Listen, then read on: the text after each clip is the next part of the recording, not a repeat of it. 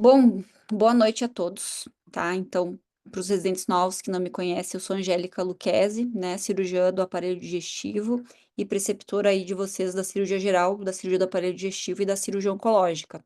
Então, muito possivelmente nessa aula deve ter residente de todas as três especialidades, tá?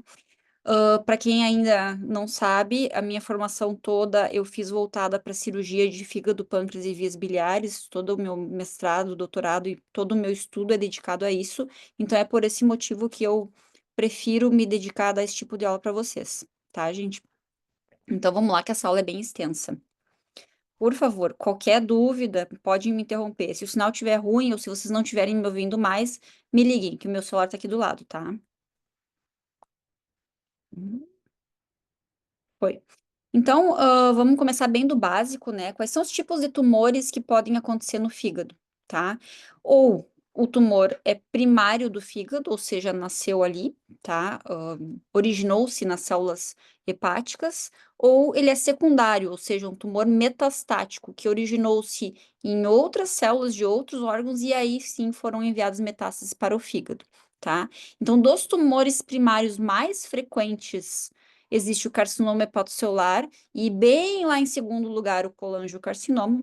E dentre os tumores secundários existem as metástases, e daí sim de diferentes origens, e a gente agrupa, para fins de estudo, a gente agrupa em três grupos, que seriam origem coloretal, origem neuroendócrina e origem não coloretal, não neuroendócrina.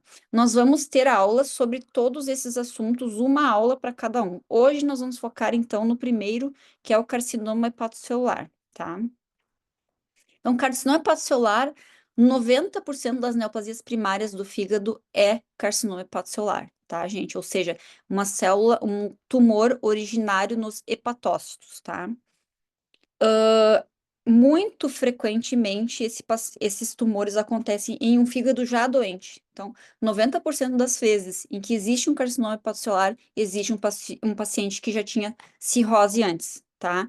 É raro acontecer em paciente não cirrótico, existem alguns casos, às vezes vocês veem ali na reunião, mas a imensa maioria, então, acontece nesse fígado já doente, que já está tentando se regenerar e não está conseguindo, e aí sim vai formando células neoplásicas, tá? Então, se a gente for olhar todo o pool dos pacientes que têm cirrose, um terço deles vai ter carcinoma hepatocelular. É um monte de gente. Mais ou menos para vocês terem uma ideia, a pessoa que tem cirrose, ela sabe que mais ou menos ela tem a chance de 7% ao ano de ter um carcinoma hepatocelular, tá? Isso é muita coisa. Então, isso nos faz pensar, bom, então, se eu tenho um paciente que tem cirrose, não vale a pena eu buscar ativamente por esse tumor que eu sei que provavelmente ou possivelmente ele vai acontecer? E a resposta é sim. Então, toda vez que vocês têm um paciente que tem cirrose, a gente tem que fazer a busca ativa desse tumor. Então, a cada 6 meses, a gente vai fazer pelo menos uma ultrassonografia e uma alfa-fetoproteína nesses pacientes, tá? Então, isso aqui que eu trago para vocês é o guideline que está na página da EASL, tá? Que é a Sociedade Europeia de Estudos do Fígado, tá? Então, nessa página tem ali a recomendação de quando fazer o screening num paciente que tem para carcinoma hepatocelular. Então, são todos os pacientes cirróticos, Child A ou B, todos os pacientes cirróticos Child C, todos os não cirróticos com hepatite B crônica e todos os não cirróticos e que tenham F3 numa biópsia. O que é isso, tá? Quando a gente tem um paciente que tem hepatite C ou alguma hepatite que tem uma doença hepática e que a gente quer fazer a avaliação do grau de cirrose, se tem cirrose ou não tem, e faz uma biópsia, essa biópsia vai dar uma classificação de Metavir. O que ela classifica? A classificação de Metavir classifica atividade celular, ou seja, inflamatória nesse fígado, e classifica o grau de fibrose. Então, classifica A, que é atividade celular, e F, que é fibrose. O F vai do zero, ou seja, nenhuma fibrose, até o F4, que já é cirrose. Então, a partir de um grau anterior, ou seja, de um F3, você já começa a procurar por tumor nesse fígado, porque eventualmente tem um pool de células hepáticas que é F3 e ao lado já tem F4, ou seja, ao lado já tem cirrose. Então, resumindo, quando que você vai fazer screening? Todo paciente que tem cirrose, todo paciente que tem hepatite B crônica e todo paciente que tem hepatite C F3. Por quê? Porque o F3 já pode ser um F4, ou seja, já pode ser cirrose, tá? E daí vocês poderiam me perguntar, tá, mas espera aí um pouquinho, então, tu tá dizendo que tem que fazer screening em todo paciente que aparentemente tem cirrose ou suspeita de cirrose. Sim. E por que que tem hepatite B crônica aí no meio? Então, aí é que tá. A hepatite B, não sei se vocês lembram, mas hepatite B é um vírus, que se junta no DNA da célula. Diferente da hepatite C, que é um vírus de RNA, o B é um vírus de DNA. E por esse motivo, nessa interferência do DNA da célula do hepatócito, esse hepatócito se torna mais propenso a desenvolver um carcinoma hepatocelular. E por esse motivo, então, a gente vai fazer screening em todo mundo que tem cirrose, ou que a gente acha que pode ter cirrose, e naquele paciente que tem hepatite B crônica, tá, gente? Então, é ultrassom a cada 6 meses e alfa-fetoproteína. Muito bem. Então, eu vou fazer o meu ultrassom no meu paciente lá, religioso, cada 6 meses. E se eu encontrar um nódulo, o que que eu faço, né? Bom, surgiu um nódulo. E agora? Então, a gente tem no nosso guideline, e essa aula toda eu vou fazer em cima desse guideline, tá, gente? Eu vou ficar fugindo, trazendo outros artigos, mas basicamente, se alguém quiser a referência, é esse aqui à esquerda, tá? E um pouquinho errado, porque tá aqui 2018. Na verdade, 2018 tem o guideline, tem a atualização de 2022, depois nas outras eu vou colocar a atualização de 2022, tá? Então, surgiu um nódulo na nossa imagem. Segue junto comigo aqui, primeiro à esquerda da tela de vocês. Se esse nódulo tem menos do que 1 centímetro, ele é muito pequenininho, então ele ainda não tem aquela arquitetura que o nódulo hepático precisa ter, ou seja, que o nódulo de carcinoma hepatocelular precisa ter para nos mostrar aquela, entre aspas, dança que o contraste faz dentro do nódulo, que nos diz que é um carcinoma hepatocelular. Porque o que que acontece? Como os nódulos do carcinoma hepatocelular, eles são predominantemente arterializados, cada vez que a gente injeta o contraste no paciente, esse tumor fica bem, falando leigamente, branquinho na tomografia, na fase arterial, entra bastante contraste nele e ele aparece. E em seguida, lava, sai todo esse contraste do nódulo, isso se chama de washout, e aí o nódulo desaparece na fase venosa, tá? Então, essa característica de entrar rápido o contraste nele na fase arterial e sumir na fase venosa ou tardia é o que caracteriza o nódulo do carcinoma hepatocelular como sendo um carcinoma hepatocelular. Quando ele é muito pequenininhozinho ainda, menor do que 1 centímetro, ele ainda não tem essa arquitetura arterial bem formada. Então, ainda não acontece tão bem esse washout. Então, a gente pode ficar em dúvida se isso realmente é um carcinoma hepatocelular ou não. Então, quando ele tem menos do que 1 centímetro, o que que a gente vai fazer? Abre o olho e repete essa ultrassom daqui a 4 meses. Se ele ficar estável, muito provavelmente não é um carcinoma hepatocelular, e aí você entra, volta para o teu segmento, tá? Agora, se ele crescer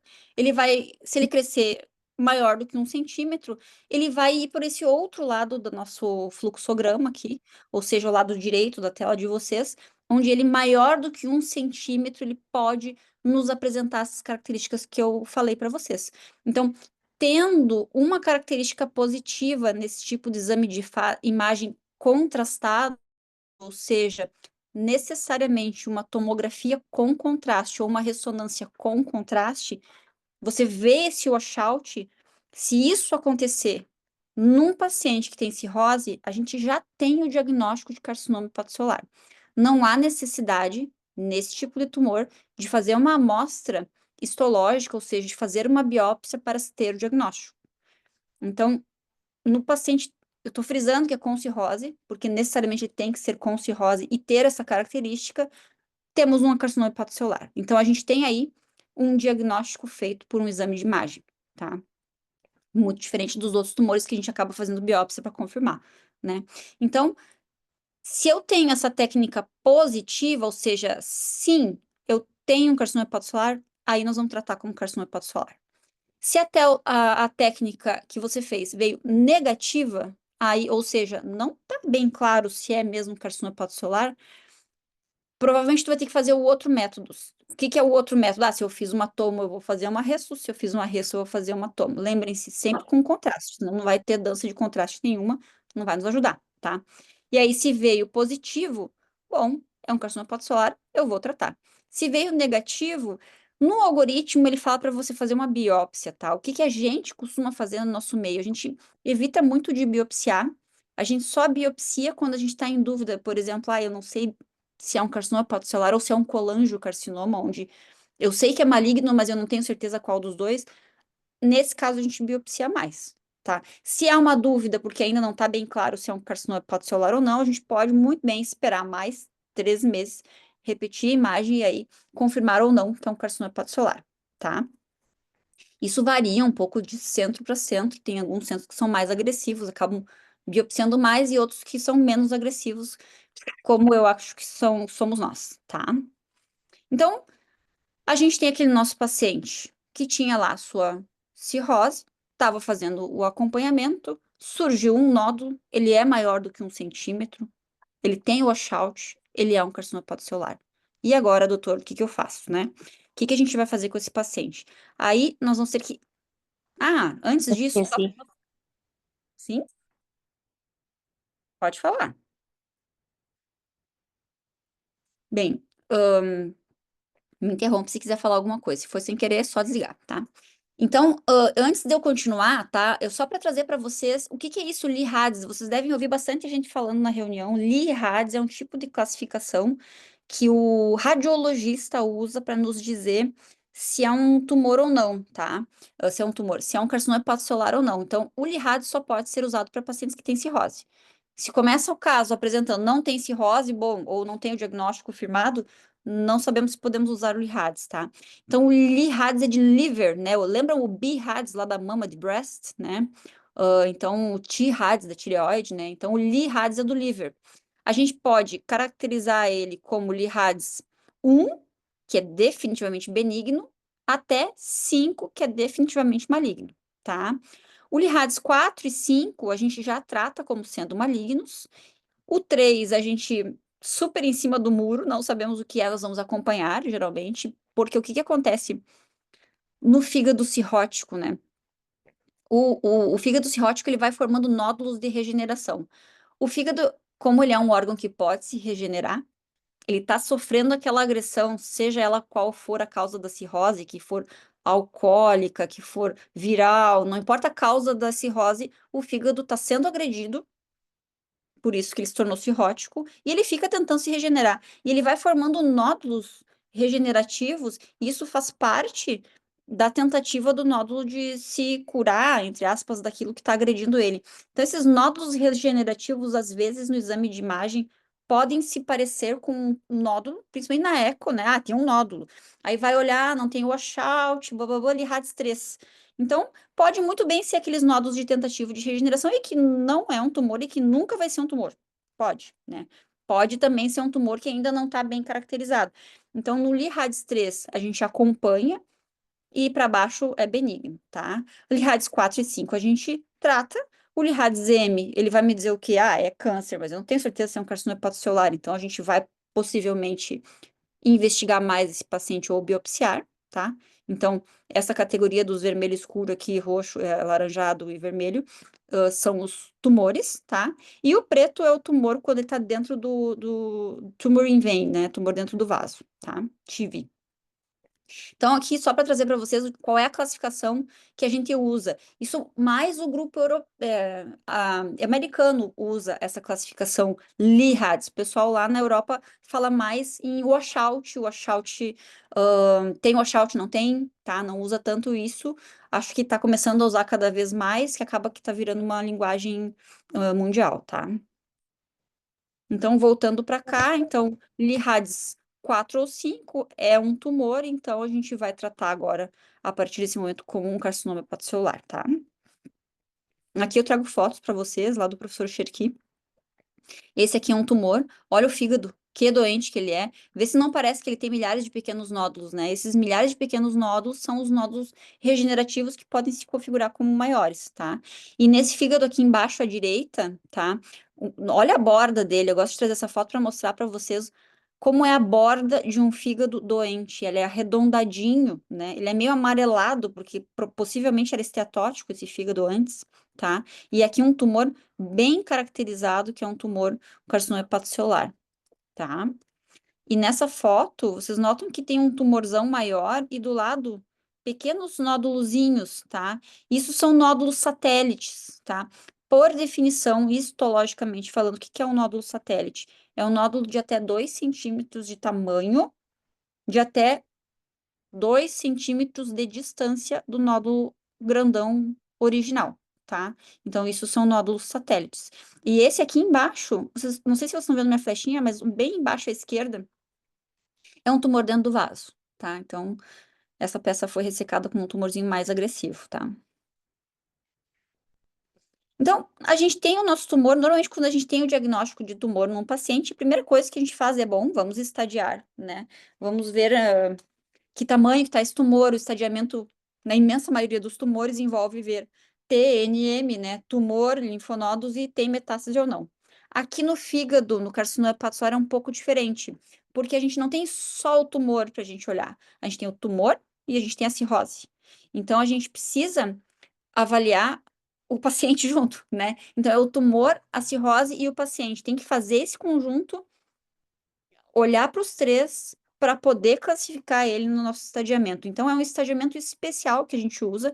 A gente usa esse estadiamento aqui, que é o BCLC, o Barcelona Clinic Liver Classification, a estratégia, né, de Barcelona, tá? Em que se avalia, então, quando se tem o diagnóstico do carcinoma hepatocelular, a gente não vai avaliar somente o tamanho do tumor, mas a gente vai avaliar a função do fígado e avaliar o performance status do paciente. Por isso que eu coloquei aqui em cima tumor, cirrose e paciente, tá? Então, é o tamanho do tumor, o número de lesões, né? Se o fígado está funcionando bem e se o paciente tem performance, tá? Então, a gente vai falar um pouquinho sobre tudo isso. Só antes, lembrando para vocês o que que é o performance status, né? A gente fala bastante isso na reunião. Então, por essa classificação que a gente usa de ECOG, a gente tem um paciente que caminha até um paciente que está restrito ao leito, né? Então, se o paciente aqui, um performance bom, ou seja, super ativo, caminha, faz atividades normais sem sintomas sistêmicos, ele é um PS0, tá? E esse paciente necessariamente para receber um tratamento invasivo do tipo cirurgia ou transplante, tem que ter necessariamente um performance status 0, tá? Quando o paciente tem uma doença mais avançada e já está com performance 1 ou 2, 3 ou 4, a gente considera uma doença avançada ou até mesmo um estágio terminal, tá, gente? Oi? Então aí tá. Trouxe toda a classificação para vocês, então, né? Então a gente divide ele no estágio very early, né, que é o estágio 0, ou A, B, C ou D. E a partir disso, então, a gente toma as decisões. Ai, volta ali, peraí. Toma as decisões sobre qual é o tratamento que a gente vai oferecer, tá? Então, que tipo de tratamento que a gente faz nesse tipo de paciente? A gente faz ablação, tá? Que nós vamos falar um pouquinho depois sobre isso. A gente opera, a gente transplanta, a gente faz quimioembolização, ou seja, TACE, a gente faz tratamento sistêmico ou a gente só dá conforto, tá? Então, dependendo de aonde que está o paciente nessa classificação, a gente vai seguir o algoritmo mais ou menos como está aqui, tá? Mas isso tudo a gente acaba discutindo numa reunião multidisciplinar, que vocês vão ver, ele é tricky, assim, é meio cheio dos detalhezinhos que a gente tem que pensar no paciente individualmente, aquela pessoa, o que que ela tem, como é que ela funciona, se dá ou não para transplantar, ou se dá ou não para fazer uma ressecção, tá? Então, agora a gente vai falar um pouquinho sobre como avaliar esse paciente para dizer que ele tem uma função hepática preservada ou não, tá? Mas antes, eu vou falar, mostrar para vocês, então, aqui trazendo mais para perto, tá? O paciente very early, o que que é, tá? Olhem só para o very early, tá? O que que é isso? É o único tumor pequenininho, ou seja, menor do que 2 centímetros, num paciente que funciona bem o fígado e performance 0, tá? Esse paciente, ele vai ter 3 opções de tratamento para o 0, tá? Ou ele vai para ablação, ou ele vai para ressecção, ou ele pode ir indo para o lado até chegar no transplante, tá? E como é que a gente faz esse tipo de avaliação, né? E eu tô louca para falar sobre a avaliação do funcionamento do fígado, mas eu ainda decidi na ordem da minha apresentação que não é isso que eu vou falar agora, tá? Então, primeiro caso aqui, ó, então vamos ir nessa linha reta, que foi o que eu botei aqui, tá? Então, paciente com estágio 0, ou seja, um tumor pequeno, que não é um candidato para transplante hepático, daí depois nós vamos ver por que não, e ele pode ser ablado, tá? Ou ele pode ser ressecado, e vamos entender por que não ou sim, tá? Então, o que que é fazer uma ablação, tá? A gente faz ablação percutânea. Como é que a gente abla um tumor? A gente vai lá e coloca uma agulha dentro do tumor, guiado geralmente por ultrassom, tá? Isso pode ser feito de forma percutânea. Normalmente, quem faz ali no hospital é o Alex Horby, que é um radiologista intervencionista. Então, ele bota a eco, identifica o tumor, coloca a agulha dentro e aí liga a máquina. Que máquina é essa? Ou uma radiofrequência ou uma micro-ondas, tá? Ah, mas qual é a diferença entre as duas? Ah, o funcionamento. Uma funciona por vibração de radiofrequência e a outra por vibração de micro-ondas, tá? Não acho que vale a pena a gente entrar no detalhe dos dois, mas o que que vocês precisam saber? Que a radiofrequência demora mais, tá? E a radiofrequência esquenta aquela região ali ao redor, demora mais, são 12 minutos, tá? O ciclo todo da máquina para fazer uma ablação. Ela esquenta aquela região ao redor do tumor e usa esse calor para poder matar células tumorais. Se tem um vaso sanguíneo muito calibroso passando ali perto do tumor, esse vaso sanguíneo, através do fluxo sanguíneo, rouba calor e diminui a temperatura próxima ao vaso sanguíneo. E aquele lugar próximo ao vaso sanguíneo não vai ser aquecido tanto quanto um lugar longe desse vaso sanguíneo. E ali pode restar células tumorais. Isso se chama heat sink effect, tá? Então, é o efeito da perda de calor que o vaso calibroso que está perto do tumor leva o calor embora, e aí acontece que não fica bem ablado o tumor próximo de um vaso grande. Daí, nesses casos, a gente acaba preferindo fazer por micro-ondas, tá? Então, essa é uma discussão que a gente frequentemente tem. Ah, vamos ablar? Vamos. E aí, faz radiofrequência ou faz micro-ondas? Então, a gente toma a decisão baseada na posição do tumor em relação aos vasos sanguíneos, tá? Micro-ondas, ela é mais rápida, então é uns 2 minutos que leva para fazer o ciclo todo, mas ela também é bem mais cara e não tem tanto disponível aqui no Brasil. Agora tá começando a ter cada vez mais, tá? A gente consegue usar nesses nossos pacientes, principalmente de convênio. Infelizmente, nos nossos pacientes de SUS, micro-ondas a gente ainda não consegue usar, somente se for por doação. E radiofrequência também, mas isso está começando a ser mais aceito, porque afinal de contas, tu imagina tu deixar de fazer uma cirurgia para tirar um nódulo versus o valor de uma agulha de radiofrequência, isso acaba valendo a pena fazer e investir o dinheiro na agulha da radiofrequência, tá? Então, vocês poderiam me perguntar, bem, então tumores menores do que 2 centímetros, a gente opera ou a gente resseca? Porque eu vejo, vocês podem dizer, eu vejo vocês operando muito, tá? Então, o que que acontece? Tumor, carcinoma hepatocelular, estágio 0, ou seja, very early stage, tumores menores do que 2 centímetros, em termos de sobrevida, a cirurgia ou a radiofrequência ou a ablação, elas são semelhantes, tá? Então, o carcinoma hepatocelular pequenininho, ablar ou operar, a sobrevida é idêntica, tá? Então, você poderia pensar, bom, então vamos ablar todo mundo, porque é só a vantagem. Mas não necessariamente, tá? Então, porque quando você abla, coloca a agulha lá dentro e queima aquela região. Eu não tenho material histológico. E quando eu faço a cirurgia, eu consigo analisar aquele tipo de tumor. Eu consigo ver qual que é a subclassificação dele. Eu consigo ver se tem microinvasão vascular dentro daquele tumor já, ou seja, que ele é mais agressivo ou não. Então, aqui no Brasil a gente ainda não faz, tá? Mas tem centros no mundo, que é importante vocês saberem, tá? Que usam essa classificação histológica que é oriunda da peça de ressecção, para olhar, olha, esse tumor tem um perfil mais agressivo, ele já está entrando dentro do vaso, mesmo ele sendo pequenininho, então já vamos indicar transplante. Então, no Canadá, por exemplo, paciente que tem microinvasão vascular na peça de ressecção, vai a transplante direto, tá? Só guarda isso na cabeça como uma informação que existe, tá? A gente não costuma fazer isso aqui no Brasil, tá? Não é uma prática nossa, mas É importante para vocês saberem que tem espaço para ressecção de nódulos menor que 2 centímetros? Tem. Ah, não é só porque é SUS que não tem agulha de ablação, não, é porque eventualmente, dependendo de onde você está, ou dependendo das possibilidades, talvez valha a pena para poder ter a arquitetura do tumor, tá? No caso nosso, lá, dia a dia, eu tenho disponível a ablação e eu tenho disponível a ressecção. O que que eu faço? Então, assim, se o tumor é mais periférico, tipo esse aqui, ó, é mais tranquilinho de ressecar, você não tem que tirar muito parênquima para poder ressecar esse tumor, você opera, tá? Se é um tumor mais central, olha a quantidade de fígado que tem que sair junto para poder tirar esse tumor, porque nós não vamos abrir uma fatia do fígado, tirar o tumor e fechar o fígado, não é isso que se faz, tá? A gente resseca em cunha. Então, olha a quantidade de parênquima que tem que sair aqui para poder ressecar esses tumores. Então, se ele é mais central, a gente abla. Se ele é mais periférico, a gente opta por ressecar. É mais ou menos assim que a gente toma a decisão hoje ali no nosso grupo, tá?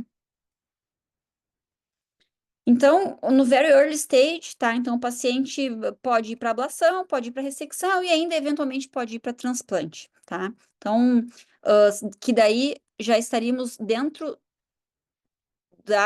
digamos, o algoritmo aqui do estágio A. Então, eu vou explicar isso dentro do estágio A, tá? Como é que se toma essa decisão entre operar, ou ressecar ou transplantar, tá? Entrando, então, agora no estágio A, tá? Que é ver bem o que que é o estágio A. É um tumor único, não tá escrito aqui o tamanho. Ele disse, é um tumor único, tá? Ou até 3 nódulos, cada um de no máximo 3 centímetros de tamanho. De novo, função hepática preservada e performance zero, tá? Então, aqui, presta atenção, tumor único ou até 3 nódulos de 3 centímetros. E aí tem que avaliar a função hepática. Finalmente chegamos no slide que eu achei que estava lá atrás, tá? Então, como é que eu avalio esse fígado para decidir se ele vai à cirurgia ou se ele vai a transplante?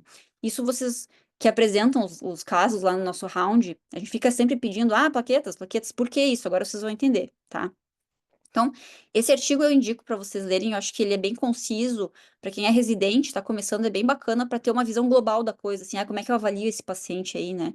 Então, assim, a gente vai levar em consideração a doença subjacente, né, fora a cirrose, outras doenças subjacentes, né, a função hepática, a pressão portal e o volume hepático. Agora nós vamos ver cada um desses, como é que a gente avalia isso, tá? Com relação à doença subjacente, eu não preciso explicar para vocês como é que se avalia, né? Mas por que que é importante, né? Saber se o paciente tem diabetes ou não, só para vocês terem uma ideia. O diabetes ou a resistência à insulina interferem na regeneração hepática.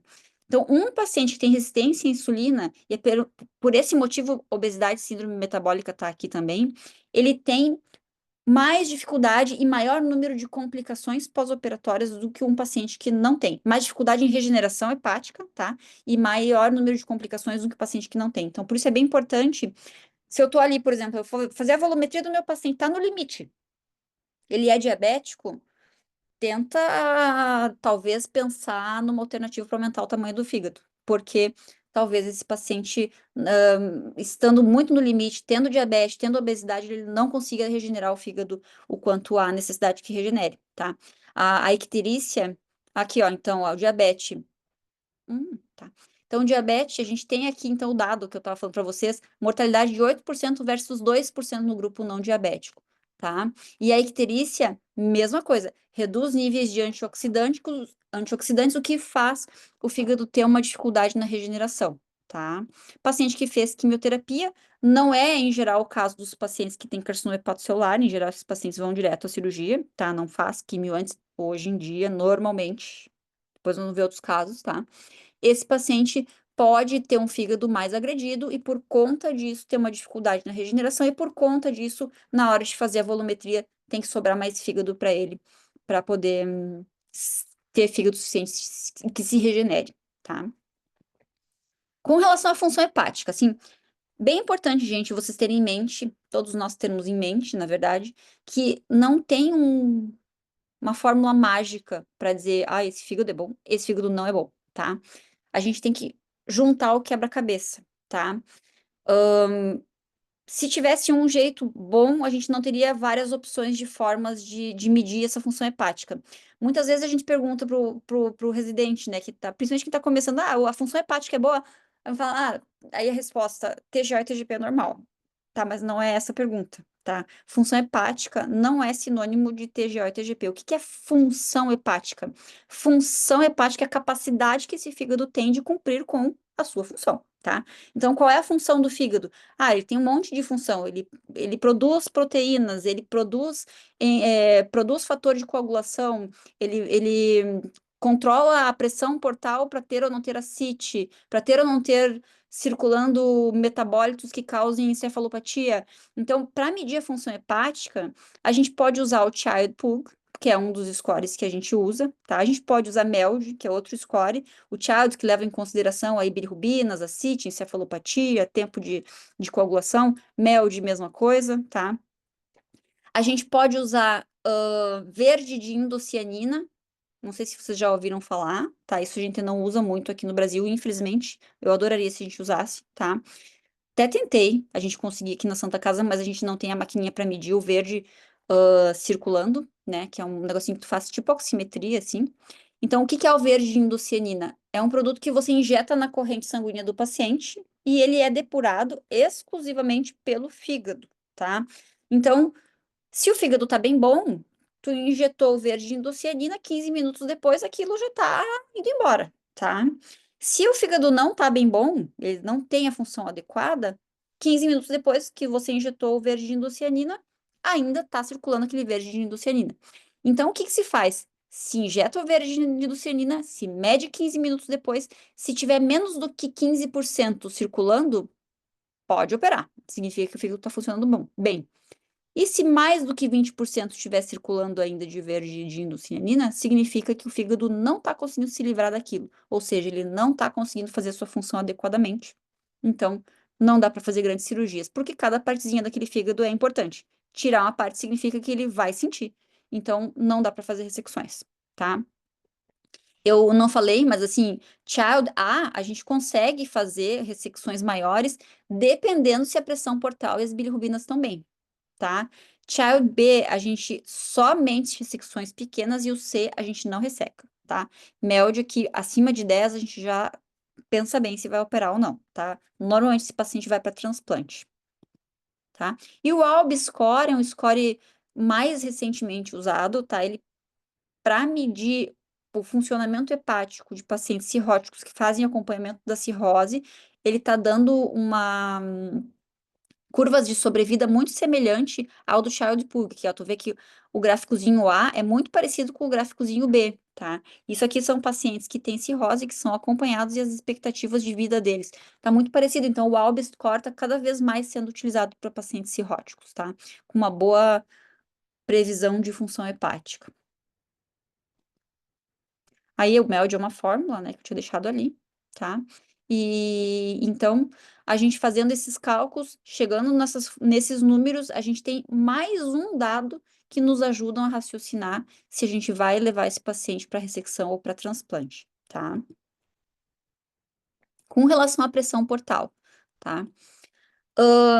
A pressão portal, a veia porta, vocês lembram que a veia porta é formada pela junção da veia esplênica com a veia mesentérica superior. A veia mesentérica superior vem do intestino e a veia esplênica vem do baço. Então, imaginem como eu poderia colocar um catéter dentro da veia porta, atravessando o baço ou atravessando o intestino? Não dá, né? Então, a gente não mede diretamente a pressão da veia porta no pré-operatório, tá? Isso não se faz.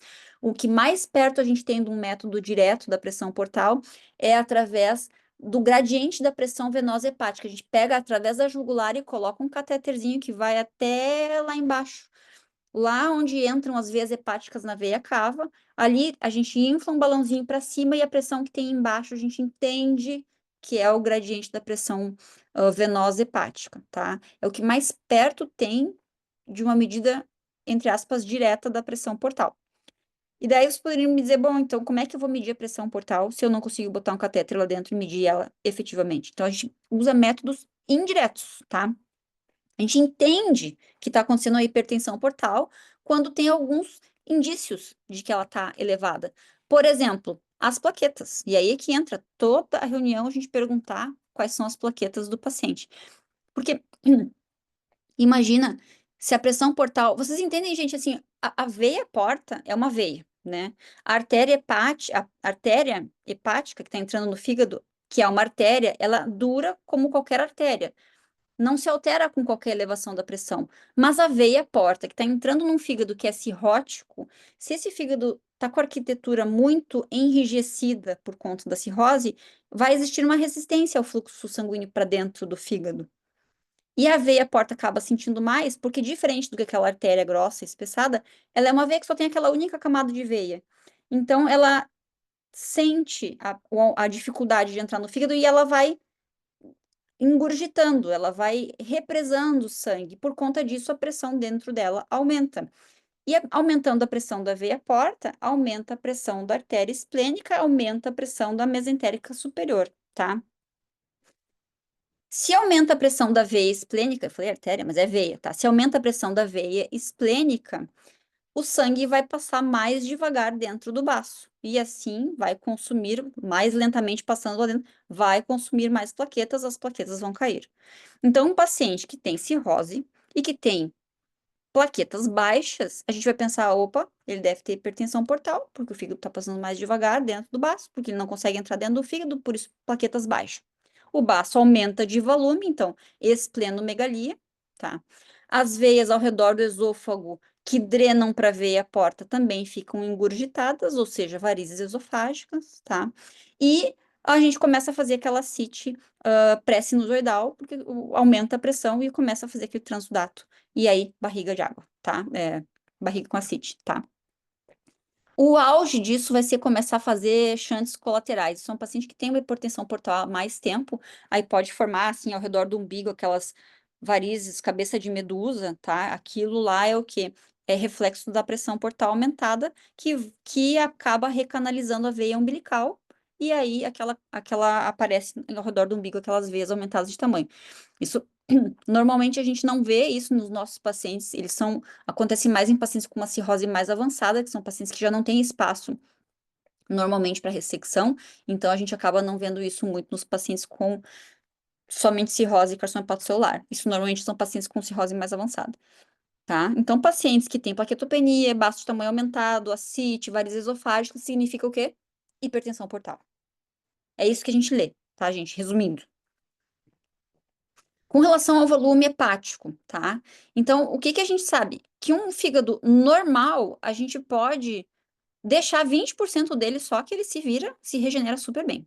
Um fígado com esteatose já começa a dificultar, tá? E quando o paciente tem cirrose, aí ele tem muita dificuldade de se regenerar, então ele precisa de uma maior volume de fígado para poder ser ressecado, tá? Então, o que que a gente faz antes da cirurgia? É o que a gente chama de volumetria hepática, tá? Como é que você faz a volumetria hepática? É através de tomografia ou ressonância, mas preferencialmente com uma tomografia, tá? A gente é trabalhoso fazer, né? São nos cortes da tomografia, a gente vai separando a região do fígado, me desconcentrei. A gente vai na tomografia, a gente mede o volume todo do fígado e vai nas diferentes cortes da tomografia através de um software, obviamente, não se faz isso só na visualização, a gente faz a conta matemática que o software calcula aquele pedaço do fígado, que tamanho tem.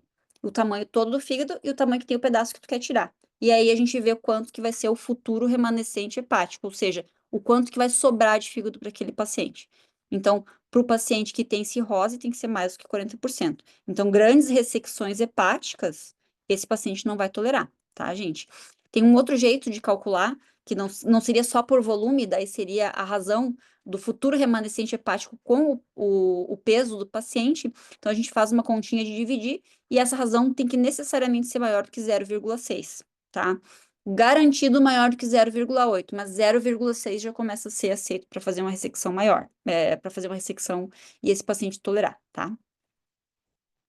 Então, aqui o resumo, tá, de como é que a gente vai avaliar esse paciente. Então, a gente vai olhar se ele tem alguma doença subjacente importante, a gente vai ver se ele tem função preservada, vai ver se ele tem uma pressão portal aumentada ou não, e se tem volume suficiente, tá? Então, as principais questões de tudo isso aqui é, principalmente, se ele tem hipertensão portal ou não, tá? Então, assim, paciente que tem um carcinoma hepatocelular e que tem plaquetopenia, é muito provavelmente que você não vai poder fazer cirurgia nele. Por quê? Porque se ele tem plaquetopenia, ele tem hipertensão portal.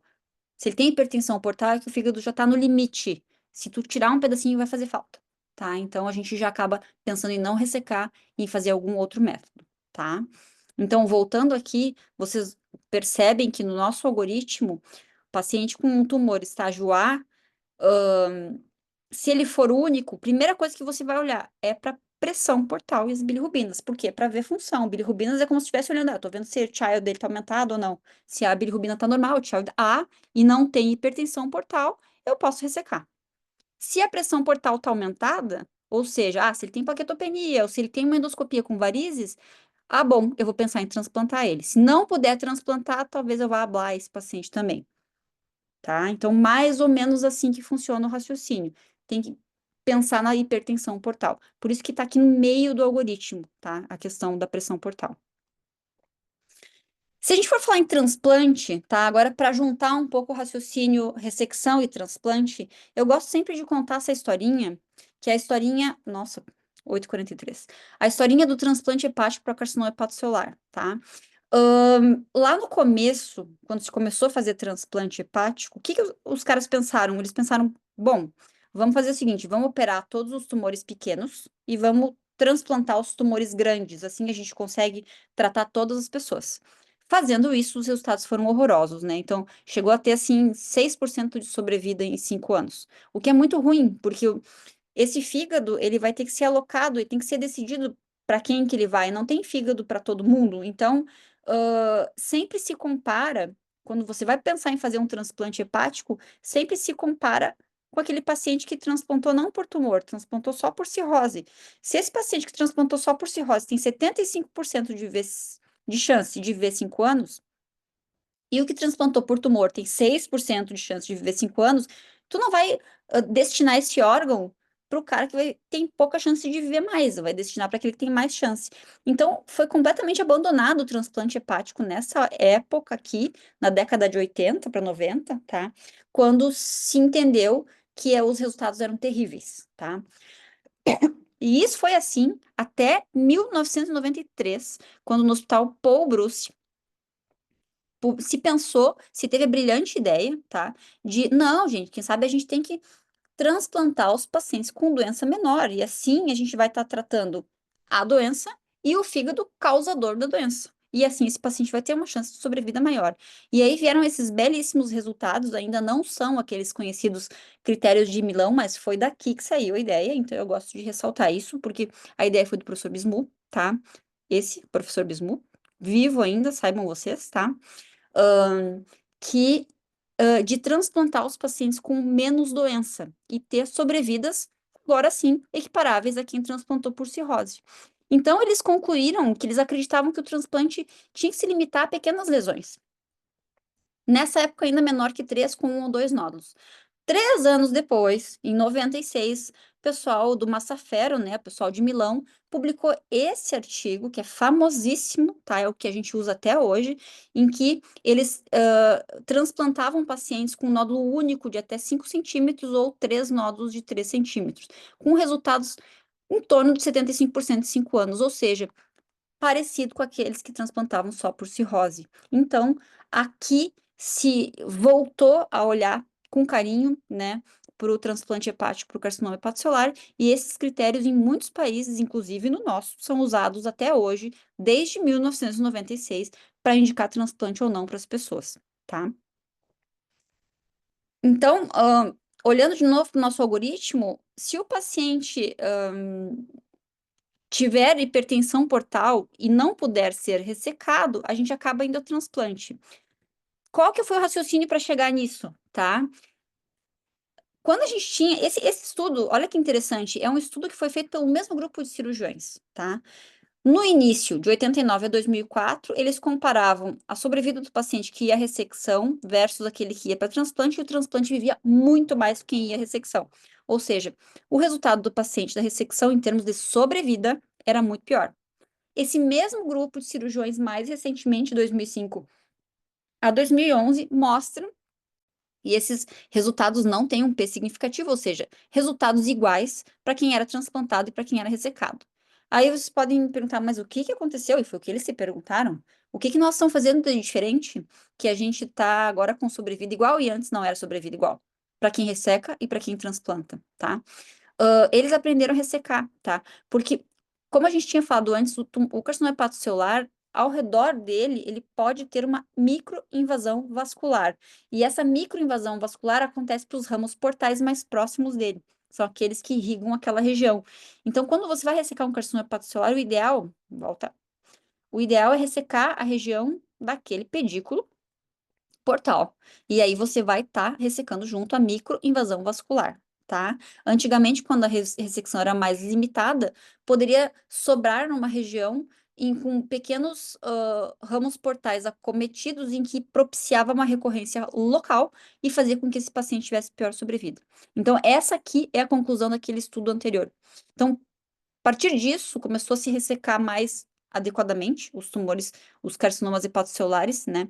Foram tratados mais adequadamente, cirurgicamente falando, e aí começou a apresentar uma sobrevida semelhante ao transplante, tá? Então, vamos comparar sobrevida da ressecção e do transplante, tá? Se eu ressecar esse paciente ou se eu transplantar esse paciente, o que que eu espero que aconteça com ele, tá? Se eu ressecar, eu tenho uma sobrevida equiparável ao transplante em 10 anos. Sobrevida equiparável, tá? As ressecções podem ser prontamente realizadas, então, eu vi o paciente, dei o diagnóstico hoje, amanhã eu posso operar, se o convênio autorizar, né? E, mas tem o problema da recidiva. Então, quando você resseca um carcinoma hepatocelular, tira o tumor, porém fica aquele fígado que deu origem ao tumor, ou seja, é um fígado doente e que pode gerar outros tumores. Então, a recidiva pode ser um tumor de novo, tá? Porque esse paciente tem um fígado doente, tá? Ao passo que o transplante, ele trata o tumor e a doença de base. Então, tira logo esse fígado todo, tá? E coloca um novo. Tem menor taxa de recidiva, tem menos, mesma sobrevida da ressecção, mas menor taxa de sobrevida. Qual que é o problema? É a quantidade de órgãos. Então, além disso, eu tenho tempo de fila de espera. Então, esse paciente, hoje eu dei o diagnóstico, quero transplantar, é só daqui a 6 meses. Aguenta esse período, tá? Dentro da fila de espera, tu aguenta esse período. Porque se o tumor crescer demais, dropout, né? O paciente sai da fila. Então, a gente até tem alternativas de tratamento para isso. Mas é um risco em que o paciente corre, tá? Da doença progredir demais, tá? Então, baseado nisso, poderia pensar, se tivesse fígado para todo mundo, eu preferiria transplantar todo mundo, né? Então, mas não tem, tá? Então, o que que a gente tem aqui de 2019? No Brasil, em 2019, 1.600 pacientes em fila de espera para fígado, tá? No Rio Grande do Sul, 121 pacientes esperando de janeiro a março, né? Pacientes ativos em lista esperando para serem transplantados, tá? Nesse mesmo período, no Brasil foi feito 725 transplantes. Eram 1.000 pacientes, foi feito 725. Então, tem uma mortalidade que está acontecendo com esses pacientes que estão em fila, ó. Cadê o Rio Grande do Sul? 52 pacientes em fila, 13 mortos, tá? Então, assim, tem a questão da mortalidade na lista, que esses pacientes morreram esperando pelo fígado, e tem a questão, da escassez de órgãos, né? Então, por isso a gente não pode transplantar todo mundo. Então, o que que o guideline fala para a gente fazer, tá? O guideline diz, ó, a ressecção é recomendada principalmente para tumor único de qualquer tamanho, tá? Principalmente nos maiores de 2 centímetros, porque menor que 2 centímetros a gente vai tentar ablar se ele for mais profundo, quando a função hepática for preservada e quando sobrar fígado suficiente. Resumindo, é isso. Então, assim, teoricamente, a gente vai ablar quando é pequeno, a gente vai ressecar quando dá e a gente vai transplantar quando tem hipertensão portal. É mais ou menos isso que tá aqui, tá?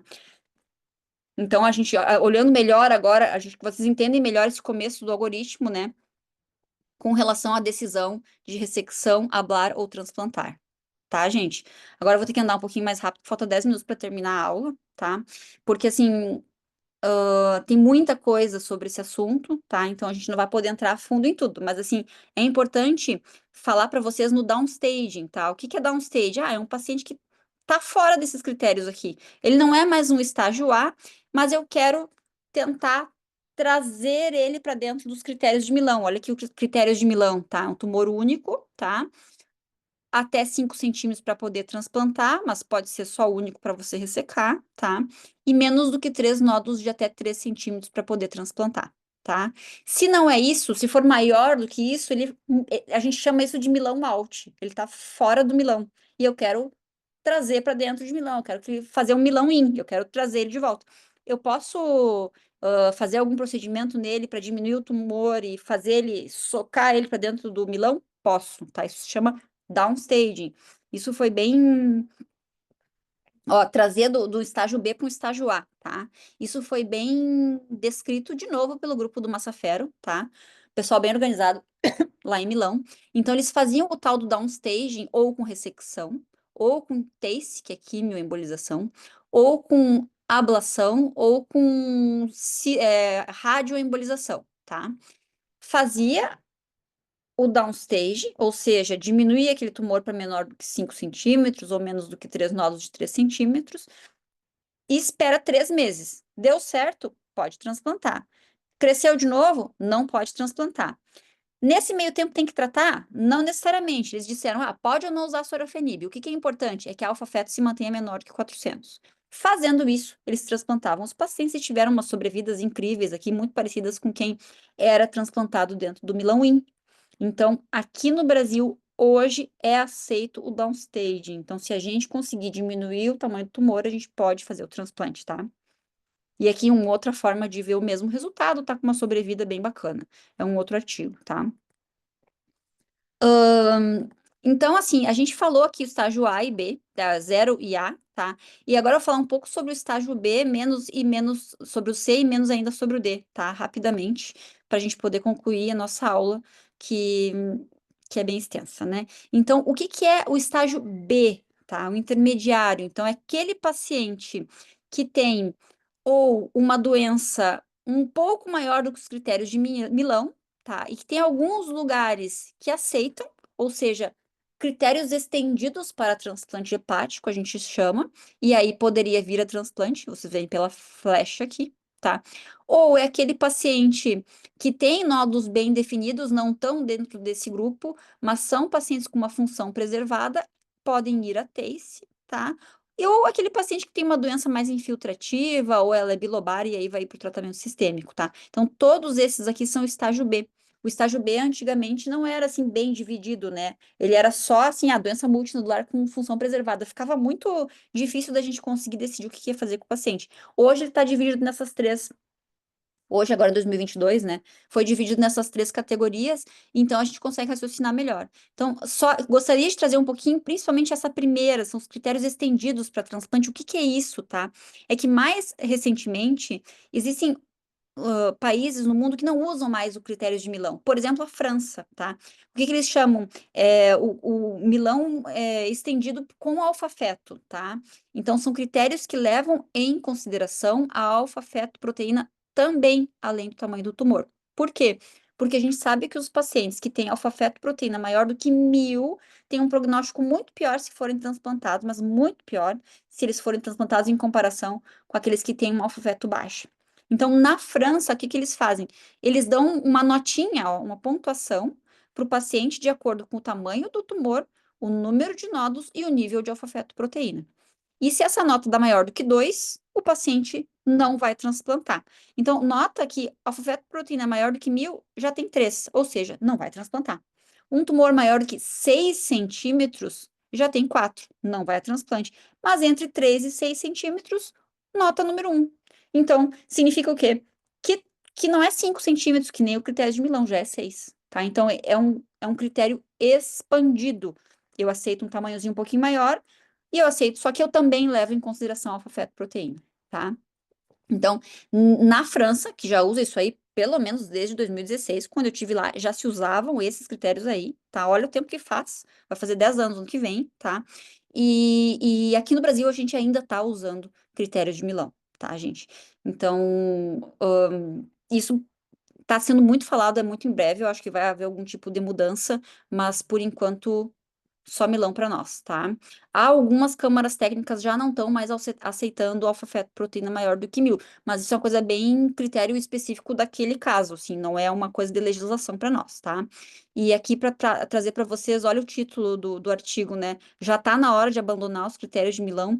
Então, isso aqui se chama NICA Score de Nova York, tá? De novo, leva a mesma coisa que o outro ali, o tamanho maior do tumor sendo até 6 centímetros aceitável, e o número de lesões e a alfa-fetoproteína. Mas no caso do NICA Score, isso eu acho curiosamente interessante para vocês, eles usam a queda da alfa-fetoproteína. Se a alfa-fetoproteína era maior do que 1.000, eu fiz um tratamento local, por exemplo, TACE, e caiu para 100, esse paciente pode ser transplantado porque ele vai ter uma curva de sobrevida tão boa quanto quem tinha uma alfa-feto baixa desde o começo, tá? Então, a resposta da alfa-fetoproteína ao tratamento proposto é super importante em termos de sobrevida. Então, não é mais, segundo Nova York, segundo esses estudos e segundo esse pessoal, em que você, mais que 1.000 eu não vou transplantar. Não, mais que 1.000 eu não vou transplantar agora.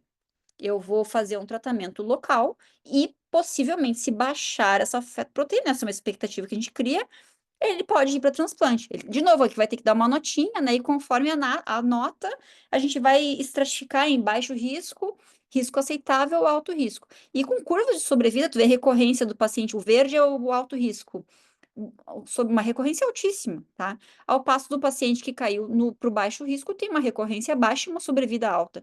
E nota, eu vou voltar um slide, que o baixo risco é 0,2 pontos. Olha aqui. Aí, volta ali. O paciente começou com mais do que 1.000, mas terminou o tratamento com a queda mais do que 50% da alfa-fetoproteína, ganha 2 pontos. Se ele somar zero nos outros dois, ele é baixo risco. Então, é um cara que tinha uma alfa-fetoproteína super alta, que caiu e que agora tem uma sobrevida muito boa, tá? Então, por que que eu tô trazendo isso para vocês? Porque daí é possível que vocês vejam que esse paciente, que era Milão Alt, pode ser transplantado dependendo das características dele, porém não aqui no Brasil. Ou pelo menos não no Brasil com doador cadavérico, vamos falar assim corretamente, tá? Nós oferecemos no nosso grupo o transplante com doador vivo, e nesse caso seria possível, tá? Pela legislação, com doador cadavérico, eu não posso, eu tenho que fazer necessariamente Milão IN. Nos pacientes que têm esses critérios que eu mostrei agora, ou seja, são Milão Alt, eu posso oferecer transplante com um doador vivo. E aí entra toda aquela discussão que eu não vou entrar no mérito agora, da ética de você expor um paciente, um familiar saudável a uma cirurgia que tem risco de vida. Isso é uma questão que eu concordo que é super discutível, mas eu também concordo que existem famílias que têm uma estrutura que são favoráveis a isso. E tem famílias que não são favoráveis a isso, e você, cirurgião, tem que conseguir ter a sensibilidade de perceber se há espaço para se oferecer ou não esse tipo de tratamento para aquele núcleo familiar, se você tiver isso disponível e se você tiver isso em mente, tá? Então é importante saber que existe, é importante saber que tem gente que faz e que é bem possível, tá? Agora, indo adiante, no caso de um paciente que foge dos critérios estendidos, ou seja, tá lá 8 centímetros, 9 centímetros de tumor único, por exemplo, com função hepática preservada, o que nos resta de tratamento local é a TACE, tá? Tratamento local para o tumor, nós não vamos transplantar, nós não vamos ressecar, nós não vamos ablar, porque a ablação só serve para tumores pequenos, então a gente pode oferecer a TACE para esse paciente. O que que é a TACE? É a quimioembolização, tá? Então, o nosso algoritmo fala bem claro, ó, a TACE é recomendado para os pacientes no estágio B, tá? Ou quando você quer fazer downstage, você pode fazer TACE, ou quando você quer evitar um dropout, ou seja, o paciente entrou para a fila do transplante e eu não quero que esse tumor cresça, tem 4 centímetros, pode virar 5 a qualquer momento, posso fazer uma TACE para segurar esse paciente dentro dos critérios, tá? Então, a TACE tem muitos usos, tá? Eu não vou entrar no mérito de cada um deles, mas é importante que no estágio B, um paciente que o único tratamento local que sobra, quando não é feito nenhum dos outros, é a TACE, tá? E pode também ser feito uma quimioembolização com rádio, tá? E Yttrium 90, tá? Como radioterapia, tá? Associada. Então, você cateteriza a artéria e, em vez de largar a quimioterapia, você larga partículas de Yttrium 90 e faz uma destruição local do tumor usando a radioterapia local. Isso é feito, a gente tem disponível no nosso serviço, mas somente não é nem no convênio, né? É particular mesmo, porque os convênios ainda não autorizam. Então, é uma coisa que a gente não consegue ainda oferecer para a população, porque é muito caro. Vai lá, 200 mil, pelo menos, mais ou menos, tá? E por ser muito caro, a gente tem dificuldade para poder oferecer para nossos pacientes. Mas é uma coisa que está se mostrando muito, muito bom, muitos bons resultados, e que é possível que a gente comece a fazer tão logo diminua o valor, né? Isso foi assim com as agulhas de radiofrequência, micro-ondas, que também está caindo o valor e a gente está conseguindo colocar no nosso armamentário, né? E para terminar aqui, gente, então, mais para o final do estágio B, né, aquela doença mais infiltrativa e bilobar, aí não tem como fazer tratamento local, porque é um fígado inteiro acometido pela doença, né? Então, aqui nós vamos para o tratamento sistêmico, e aí assusta nessa tela o algoritmo todo agora, a página inteira do algoritmo, em que aparece não só os tratamentos, como as expectativas de vida, e dentro do tratamento sistêmico, qual que é a terapia que é mais usada. Tá? Então, o que que é usado de tratamento sistêmico? A gente usa, então, principalmente para os pacientes com doença ou somente intrahepática com invasão portal, ou doença infiltrativa, ou até mesmo pacientes com doença extrahepática, mas que tem uma função preservada, tá? E a primeira linha é o que a gente chama Teso-Beva, tá? Que vocês veem a gente falando, Teso-Beva ou Durva e Treme, né? Que são as duas possibilidades iniciais, tá? E isso é toda uma discussão que a gente vai ter, uma aula específica para quimioterapia no carcinoma hepatocelular, muito possivelmente. E aí, sim, se entra no detalhe de qual é a escolha, como é que se faz essa escolha entre a Teso-Beva, Durva e Treme, e quando que se vai para uma segunda linha, quais são as opções, tá? Mas ainda agora começou a melhorar o resultado da quimioterapia com essas primeiras linhas aqui. Até pouquíssimo tempo atrás, a gente só tinha o sorafenib, que acrescentava em torno de 2 meses de sobrevida, era muito ruim o resultado, tá? Então, a gente fazia de tudo para não levar esse paciente para o tratamento sistêmico. Hoje, o tratamento sistêmico está parecendo que tem espaço até mesmo para o neoadjuvância, ou seja, para diminuir o tumor e a gente poder operar, tá? Mas ainda não está bem estabelecido isso. Então, a gente está começando a entender qual vai ser o papel desses medicamentos daqui para frente, tá, gente? Então, aí é foto final, tá? Eu não vou colocar o caso clínico para vocês, que eu teria um caso clínico no final para discutir, porque nós já é 9:04, tá? Eu vou interromper aqui, só mostrando para vocês, então, da importância desse paciente ser atendido dentro de um grupo multidisciplinar, tá? Então, tem que levar em consideração a cirrose do paciente. Existe possibilidade de transplantar ele fora de critérios de Milão, então é o tratamento sistêmico, é o tratamento local, radiointervencionista. Por isso que é tão importante aquelas nossas reuniões da quarta-feira. Porque ali tá toda a equipe toda junto, reunido, e ali tem cada cabeça com a sua especialidade, pensando e agregando para aquele paciente o que que é melhor. Tá, gente? Vou pausar aqui a minha compartilhamento. Como é que faz isso? Pausa. Retomar. Nossa, pausei a gravação.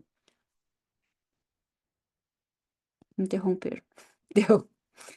Gente, alguém tem alguma pergunta? Eu tenho uma pergunta. Boa noite, Thiago. Obrigado, tu tava aí. Quem falou que tem uma pergunta? Emília, boa noite, Emília, professor. diga, tudo bem? Tudo. Eu só tinha uma pergunta aí na classificação de LIRADS, que é para avaliar imaginologicamente. Tem esse estadio que é o 3 que não está muito definido mesmo se é o tumor ou se é um nódulo, né? Uhum. Quanto tempo é que a gente pode esperar chamar o paciente para repetir o estudo de imagem? Boa pergunta, Marília. Maria Emília, né?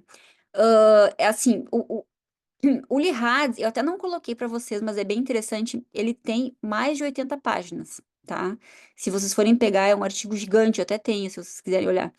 O antigo, porque o Lihads novo, além de ter essas 80 páginas e as definições, conforme entra o contraste, conforme sai o contraste do tumor, ainda leva em consideração, esse Lihads novo, se o paciente fez ou não fez tratamento com radioterapia, por exemplo. Muda completamente o entendimento, tá? Eu não falei isso na aula, mas tô trazendo agora, já que tu colocou a pergunta, eu me lembrei. tá? E com relação ao tempo de espera, é um Liradis 13, eu não sei se é tumor ou não, normalmente a gente não espera muito, viu, Emília? Porque é muito ansiogênico para o paciente saber que tem aquele nódulo ali e a gente não está fazendo, entre aspas, nada, tá? É só expectante, a gente vai repetir a imagem em 3 meses, tá? Então, isso que eu queria te dizer, a gente não espera 6 meses, em 3 meses a gente repete a mesma imagem que tu tinha antes, e aí sim a gente vai poder comparar uma com a outra e ver se houve alguma modificação, tá? Então, normalmente, quando a gente resolve acompanhar e repetir a imagem no Lia Hards 3, a primeira repetição é em 3 meses. Se ficou exatamente igual, aí tu pode, daí decide-se, né, na reunião, se vai fazer em 3 meses de novo, porque tem alguma dúvida, ou em 6 meses. Aí tu pode espichar mais. E aí seguir acompanhando esse paciente aí, tá? Obrigada. E aí? Ai, falei, e aí, a Siri. Alguém mais tem alguma dúvida? Ô, prof, boa noite. Na parte da Alô? ressecção hepática, Oi, é o Magno. Tá me Magno. ouvindo? Eu tô ouvindo, mas não tô vendo. Pode falar. Ah, tá. Agora eu tô num ambiente ruim.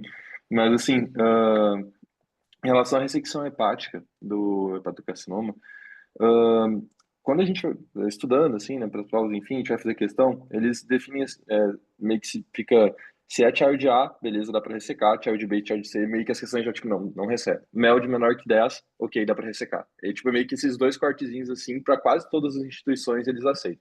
Aí, na sua apresentação, você botou que, tipo, ah, child B dá para considerar ressecção menor. O que seriam essas ressecções menores, assim, tem um cortezinho de número, assim, alguma coisa que tu falaria assim, olha, a partir de um nódulo de tal tamanho eu já não considerei ressecar, enfim. Porque no Chardial eu vi que tem a questão da bilirrubina, da hipertensão portal, que a gente considera também para descartar a ressecção, mas nas ressecções menores, um número, assim, tipo, alguma coisa que tu considera, assim, mais, que pra ti é um valor mais factível, assim. Entendi. Peraí que meu gato, o meu gato tá miando. Não tem, Magno, não tem um número mágico, assim, tá? A gente entende, é bem uma questão de discussão mesmo. Ah, ele é um child B, mas é um child B porque as bilis estão um pouquinho aumentadas, mas não tem a CIT, por exemplo. Aí tu tem um tumor super periférico. Agora eu não tenho nenhuma foto para te mostrar, mas que nem aquele que eu mostrei lá na ablação versus cirurgia, em que tinha um tumorzinho bem periférico, em que tu não ia perder muito parênquima hepático, aí ok, tá? Normalmente para prova, Child B a gente não opera, tá? Mas na vida real, eventualmente tu não tem outra alternativa local, tu pode pensar em oferecer uma, uma ressecção local e tá tudo bem, tá? Mas o que que pode acontecer? Ele pode descompensar no pós-operatório, remar um pouco, fazer uma CIT, demorar um pouco para ter alta, sabe? Aquela coisa que ele fica assim remando durante um período até que o fígado se regenera e consegue se ajeitar de novo. Então, é bem um caso de discussão mesmo, assim, que não tem um número mágico para te dizer.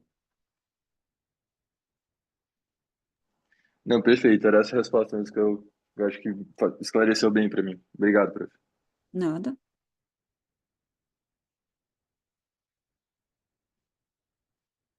Tem mais. Acho que deu, né, gente? Tá? Então, parabéns aos guerreiros que estão aí até o final. Essa aula é meio maçante mesmo, tá? Mas é bem importante.